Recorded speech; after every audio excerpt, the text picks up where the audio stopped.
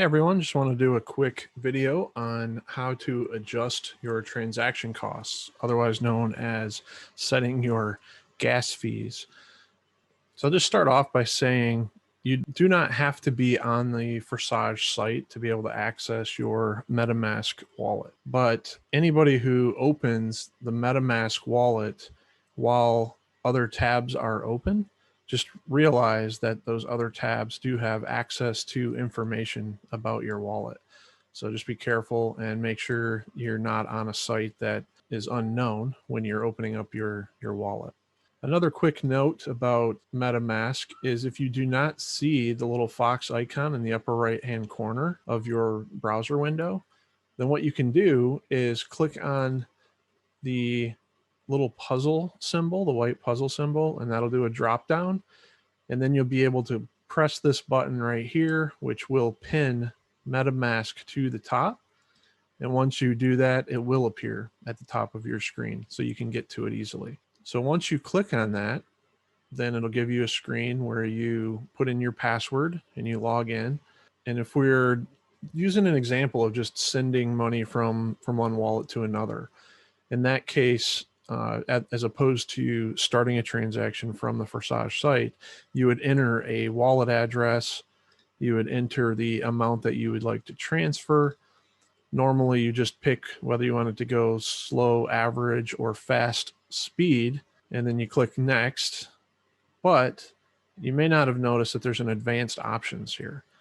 So now if you click on advanced options, that'll give you a lot more control over what the actual amount of gas is that you're going to pay for that transaction.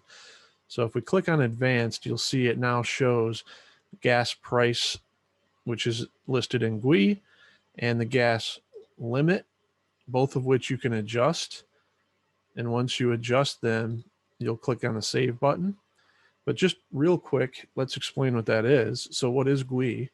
So the gas amount that they show you, the gas price, if you were to divide that by 1 billion, that would actually give you the gas price in Ether. So 70 GUI would end up being 0.0000007 Ether.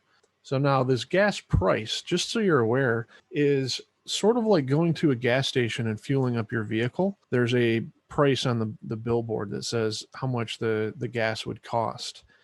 So a lot of people get confused and think that the gas price is what they're going to pay for the transaction fee.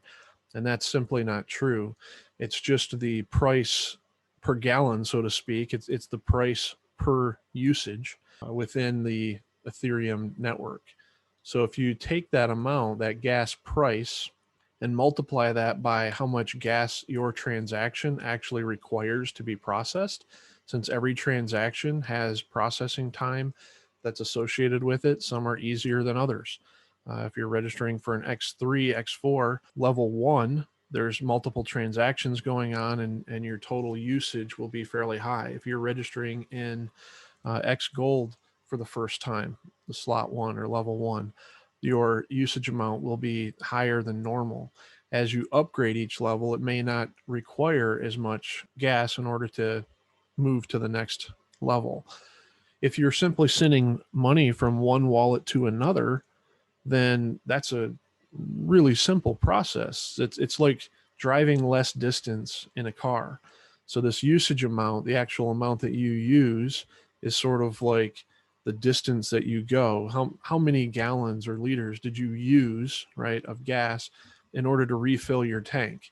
So if you think about it in that way, you multiply your actual gas price times the amount that's actually used, and that'll tell you how much Ethereum it will take as a transaction fee.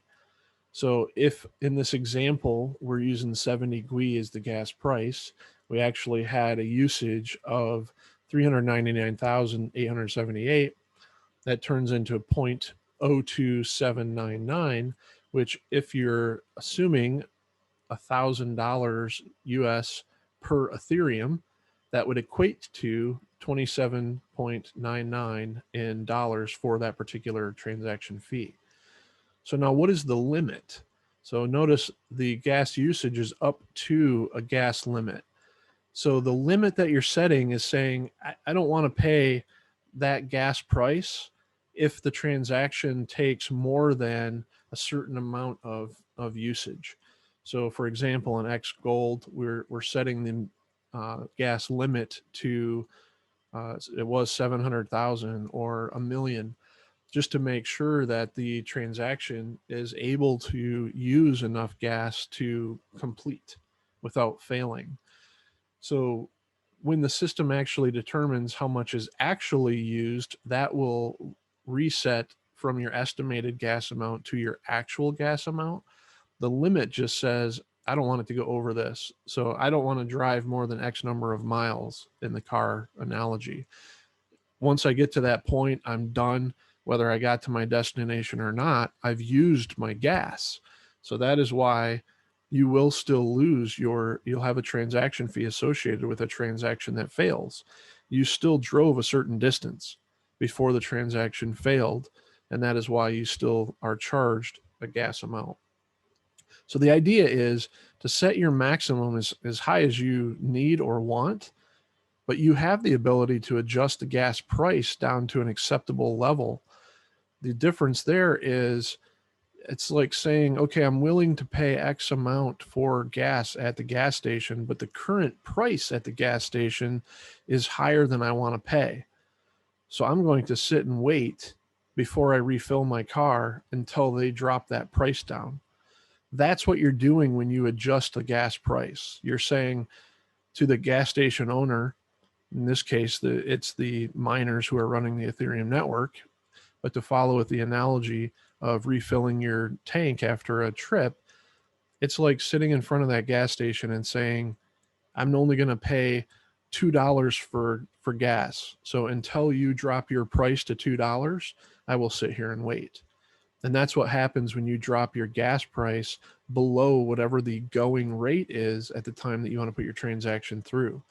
If you set your gas price to higher than the going rate, it's going to process almost immediately, and you'll pay based upon how much usage times that gas price. If you set the gas price to a lower amount, then you just have to wait for the price to drop. So hopefully that helps clear up a little bit of the what are these different things. But when you set those, so here this example is showing 58 would be the gas price. The gas limit is 21,000. So in this case, it would not be able to do usage of more than 21,000. And then I would click save. And then it comes back and shows what the transaction fee would be. And then you would click next. That'll take you to another screen, which should look familiar because this is kind of the starting point when you're actually doing a Forsage transaction. It jumps right to here with an Ether amount of 0.05 for level 1 as an example. And that is where most people are just clicking confirm. You do have the ability, though, to click on this edit button at that point and still get to the same level of control. So when you click on edit, it initially shows you a slow, average, fast, speed transaction and how much each would cost. But you'll notice at the top of that screen, there is an advanced tab. So you can go to the advanced tab, change your gas price, change your gas limit if you need to, just make sure it's high enough, and click save, and then come back and hit confirm once it shows the new total that you're willing to pay for that transaction fee. So now a little trick that will help you with this is under the circle in the upper right hand corner, there is a drop down, and that drop down, there's a settings button. When you click on settings, one of the options is advanced. So if you click on the right arrow there, that'll take you to some additional settings that you have control over. And if you scroll down a bit, you'll see advanced gas controls. Now, if you turn that setting on, then every transaction from that point on, and by the way, you just click X to close this settings screen and you can come back and start another transaction. You notice that the transaction fee settings are right there, and you don't have to go to advanced at that point. You can immediately just set your gas price, set your gas limit, and click on next. You don't have to go into the advanced options. The same is true on the screen that you initially come to when a transaction is initiated by the Forsage system. It would have the appropriate amount of Ethereum, and then you can click on the edit button and change it from there as well. Now, another setting underneath the circle in the upper right hand corner, you go to settings. If you scroll down inside of the advanced tab even further, you'll come down to something called customize transaction nonce.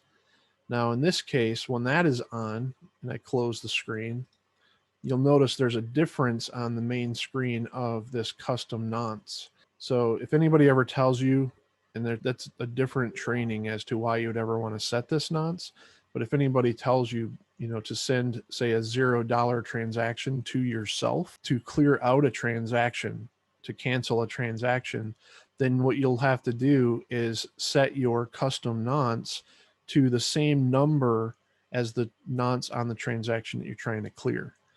And that's how you can do that from Metamask. And when you're done, you would click confirm just like normal. And that's all there is to it.